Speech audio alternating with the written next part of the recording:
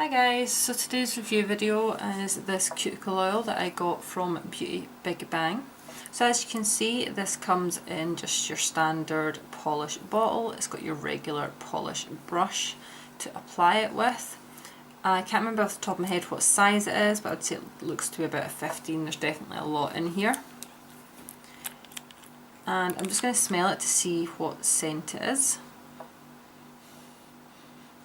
I would say it's just got a very nice flowery scent to it. It's not off-putting, it's not too sickly or sweet, it's just a really nice refreshing flowery scent.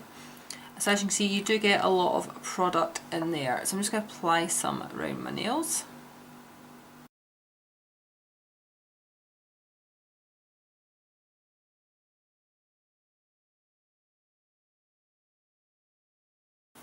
So what I'll do is I'll leave a link down below to where you can purchase this for yourself.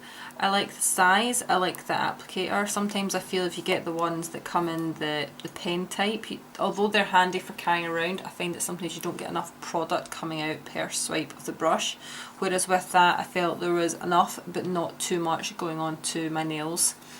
So I'll leave the link down below. Feel free to use my 10% off code as well, and thank you for watching.